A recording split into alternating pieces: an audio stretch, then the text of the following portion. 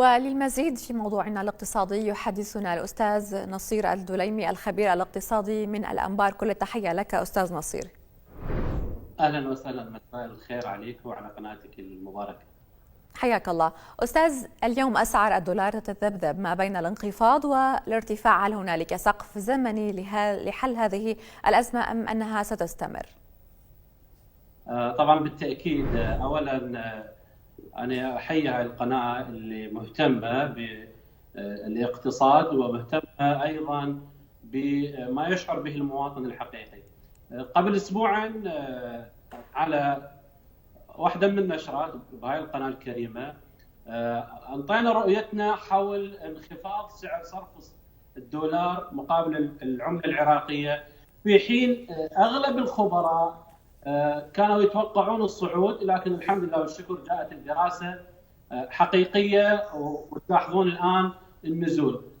السؤال الذي تفضلت، هذا التذبذب هذا حاصل طبيعي جدا، يعني يحتاج وقت حتى ينزل بين ما المصارف تتأقلم مع النافذة التي أحكمها البنك الفيدرالي داخل البنك المركزي، وبين ما الحكومة العراقية ترتب أوراقها وترتب إجراءاتها أيضا لإنعاش الدينار العراقي وإعادة سعر الصرف إلى حجمه الطبيعي أو ما يقاربه. نعم أستاذ نصير، يعني اليوم هنالك إجراءات متخذة من البنك المركزي وهي إجراءات متسارعة، هل تعتبرها بمستوى الطموح وخصوصا فيما يتعلق بتهريب العملة؟ سيدتي العزيزة، العراق يفتح إلى خطة اقتصادية تؤمن الاقتصاد المالي والسياسة المالية للعراق، لكن هذه الإجراءات هي إجراءات سريعة وحلول مؤقتة أو حلول يعني ضمن الخطة المتوسطة أو القصيرة.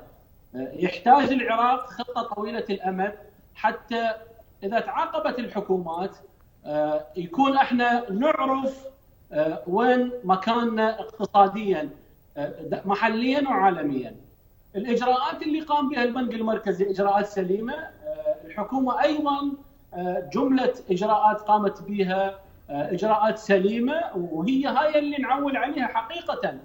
الوفد اللي ذهب إلى تركيا مؤخرا هذا الذي كنا نعول عليه، اجتمع مع الخزانة الأمريكية، اتفقوا إلى نقطة أن العراق سوف يعمل ضمن سقف الخطوط التي وضعها الفدرالي الأمريكي. نعم. وسيلتزم بالسياسة المالية العالمية ويحافظ على النقد.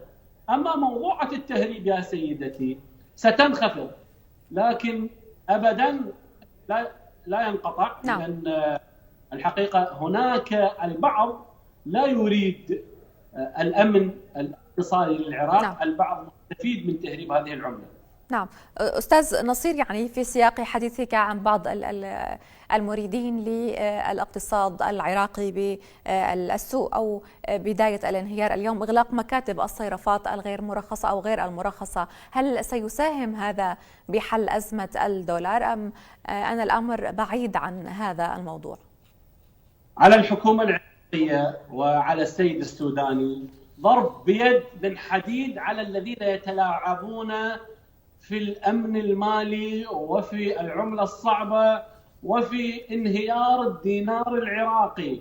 هذه الإجراءات إجراءات حقيقية وإجراءات يجب أن تستمر الحكومة في مثل هذه الإجراءات وتزيد من الصرامة أيضا والضرب أقوى على هؤلاء المتنفذين الذين لا يريدون الاستقرار المالي للعراق.